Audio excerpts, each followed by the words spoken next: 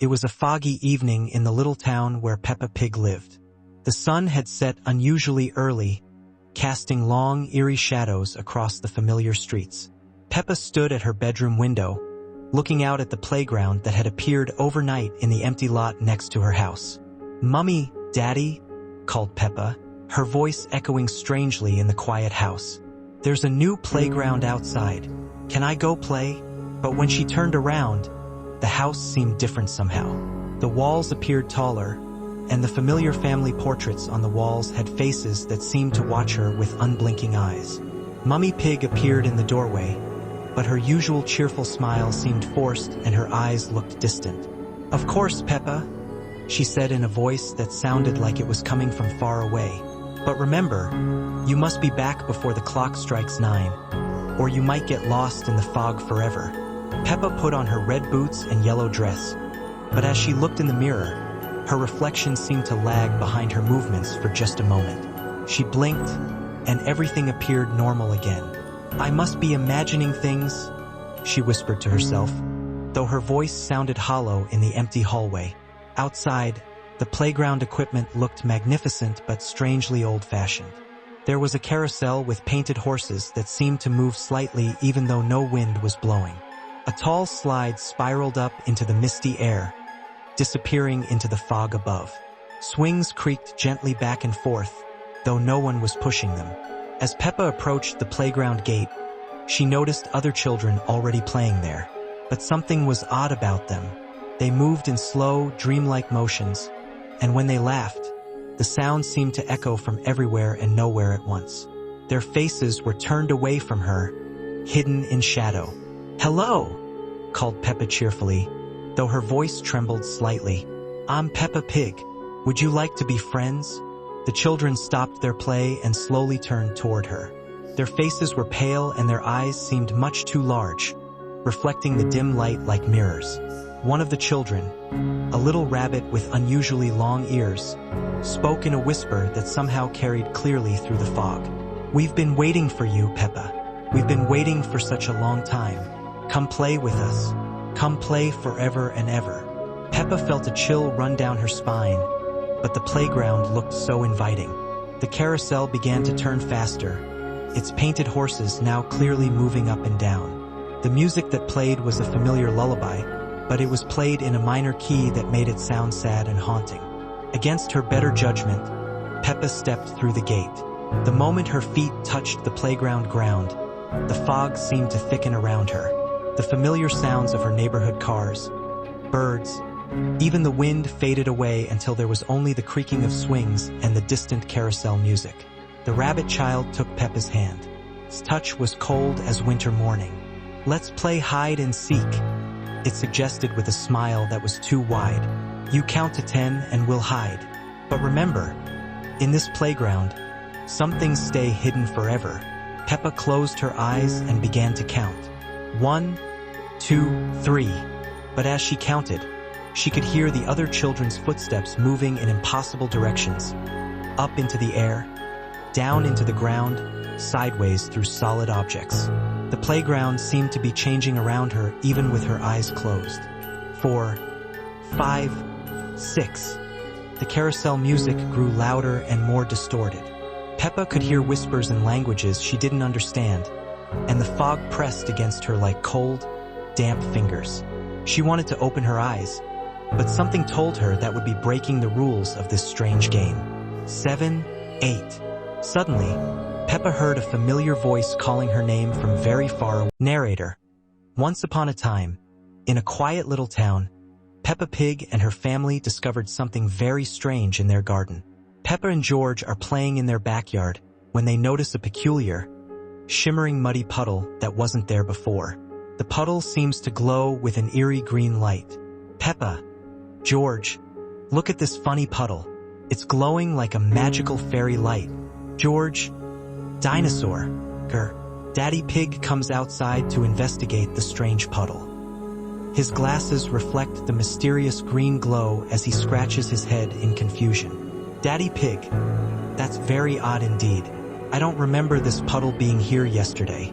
And why is it glowing like that?" Mummy Pig joins them, looking concerned but curious. The whole family gathers around the mysterious puddle as strange, harmless bubbles begin to emerge from it. Mummy Pig.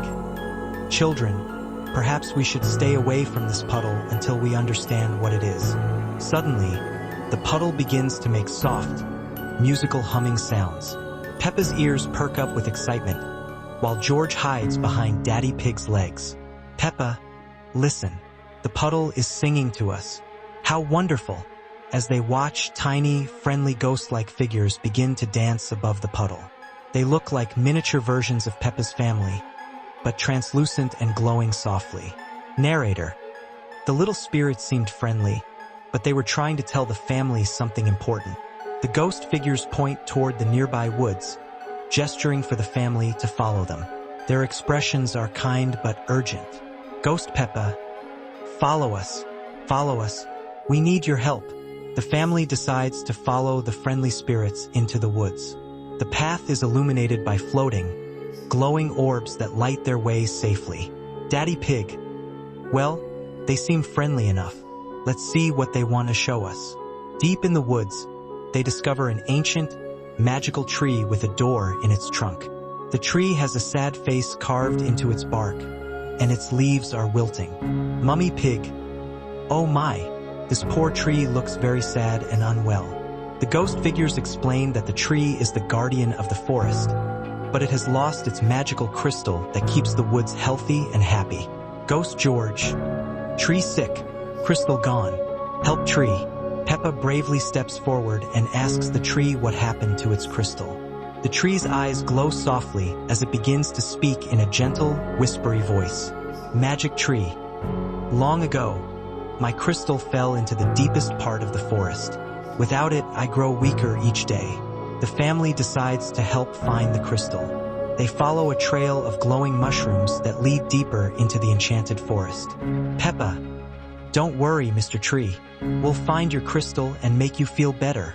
They encounter friendly forest creatures, talking rabbits, wise owls, and helpful squirrels, who all want to help save their beloved tree guardian. Wise OWL. Hoot hoot. The crystal lies in the crystal cave, but beware. It's guarded by a sleepy dragon who loves riddles. The family arrives at the crystal cave, where they meet a large but friendly dragon who is yawning and stretching. The dragon has kind eyes and a gentle smile. Sleepy dragon. Yawn, who dares to wake me from my nap? Oh, hello little ones. The dragon explains that he's not scary at all. He's just very sleepy and loves to tell riddles. He agrees to give them the crystal if they can solve his favorite riddle. It was a beautiful sunny morning in Peppa Pig's garden. Peppa and George were playing their favorite game, Catch the Butterfly. Catch it, George. Catch the sparkly butterfly. George, with his little arms outstretched, giggled as he tried to keep up. But then, Peppa noticed something odd. A shadow, not quite like any shadow she'd seen before, flickered at the edge of their garden. George, look, what's that? George, distracted by the butterfly, didn't seem to notice. Peppa squinted. The shadow seemed to stretch and shrink, as if dancing in the breeze, but there was no breeze. Peppa, always a brave little pig, decided to investigate. She tiptoed towards the fence, her heart doing a tiny thump thump thump. As she got closer, the shadow seemed to pull back, as if shy. Hello? Is anyone there? Silence. The shadow was gone, but on the ground, where it had been, was a small, smooth, glowing pebble. It pulsed with a soft, gentle light. Peppa carefully picked up the pebble. It was warm to the touch. She'd never seen anything like it. It wasn't a toy, and it certainly wasn't from their garden.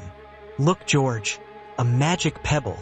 George stopped chasing the butterfly and waddled over, his eyes wide with curiosity. He poked the glowing stone with his finger. Peppa, George, what have you found? Mummy Pig and Daddy Pig had come out to see what all the excitement was about. Their smiles faded when they saw the glowing pebble. This is unusual. I've never seen a rock quite like this. Daddy Pig, usually so confident, seemed a little perplexed. As Daddy Pig held the pebble, its glow intensified, casting strange, dancing patterns on their faces. The air around them felt different, Not cold, not hot, just different. It's getting brighter. George clutched Peppa's hand, a tiny whimper escaping him. They both felt a shiver, not from cold, but from something unknown. Just as suddenly as it brightened, the pebble's glow faded, and for a fleeting moment, the mysterious shadow reappeared behind the fence, larger this time, almost waving, before vanishing completely. Well, that was peculiar. Mummy Pig picked up the now ordinary-looking pebble. It was just a regular stone again. Do you think it was a friendly shadow? Peppa looked back at the fence, a thoughtful expression on her face. She wondered if the shadow would ever return. The Peppa Pig family went back inside, the garden looking just as it always did. But the memory of the glowing pebble and the mysterious shadow lingered, a little secret between them and the garden.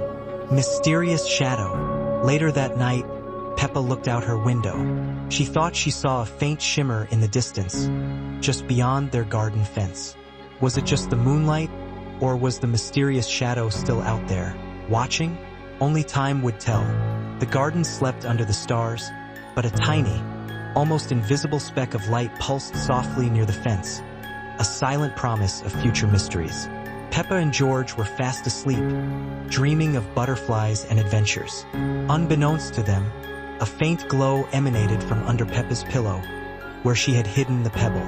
The pebble, now dull to the eye, still held a tiny spark of its mysterious light, waiting for another day. As the night deepened, the pebble's glow intensified ever so slightly, a silent beacon in the darkness. Outside, the mysterious shadow, now a bit clearer, observed the house from a distance, its form shifting like smoke. It lingered near Peppa's window, a silent, watchful presence. A wispy hand seemed to reach out towards the house, but it never quite touched. As dawn approached, the shadow dissipated into the night, leaving only the faint, persistent glow from the pebble within the house. The mystery of the garden continued. Scary Peppa Pig episode that never made it on TV. It was a perfectly ordinary Tuesday morning when Peppa woke up in her bedroom, but something felt different. The sunlight seemed dimmer than usual, casting strange shadows across her pink walls. As she got dressed, she noticed her reflection in the mirror was smiling even though she wasn't. Downstairs, Mummy Pig was making breakfast, but her movements were too precise, too mechanical. When she turned to greet Peppa, her smile stretched just a little too wide across her face. Daddy Pig sat reading his newspaper, but the pages were completely blank. His glasses reflected nothing, creating two dark voids where his eyes should be. When he spoke, his voice echoed as if coming from somewhere far away. George was at the table, clutching his dinosaur toy, but the toy's eyes had changed. They followed Peppa as she moved around the room, and its plastic smile had become more sinister. After breakfast, the family visited Grandpa Pig's garden. But as they walked down the familiar path, the trees grew taller and their branches reached down like gnarled fingers. The flowers had turned black, their petals falling like tears. Grandpa Pig was tending to his vegetables, but the carrots and potatoes had faces carved into them, all wearing the same unsettling grin. His boat rocked gently in the pond despite the absence of any wind. When they returned home, Peppa's friends came to visit. Susie Sheep arrived first, but her wool was matted and gray, and she spoke in whispers. Rebecca Rabbit hopped into the garden, but her ears drooped unnaturally. Pedro Pony galloped over, but his hooves made no sound on the ground. All of Peppa's friends gathered in a circle, but their shadows pointed in different directions despite the single sun overhead. As the day wore on, the house itself began to change. The yellow walls started to pulse like a heartbeat, and the purple sofa seemed to breathe.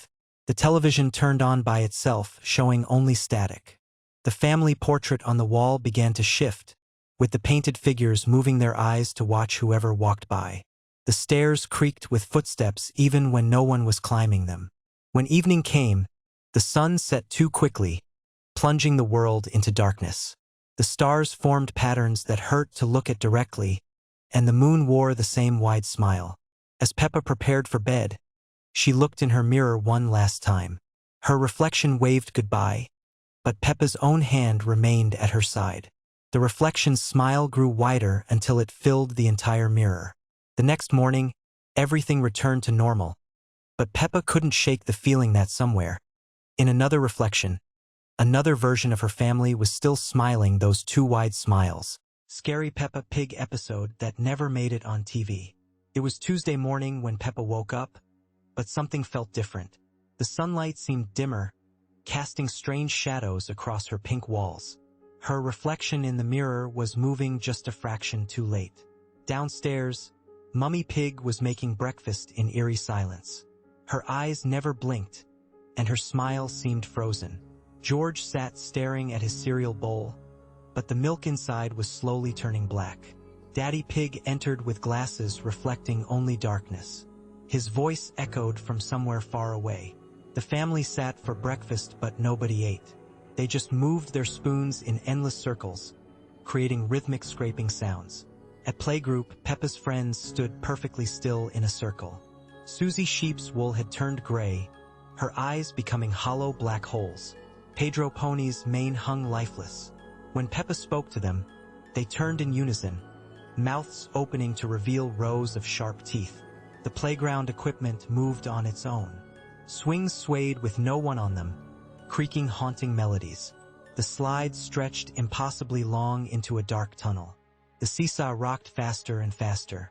Madame Gazelle stood with antlers grown into twisted branches scraping the ceiling.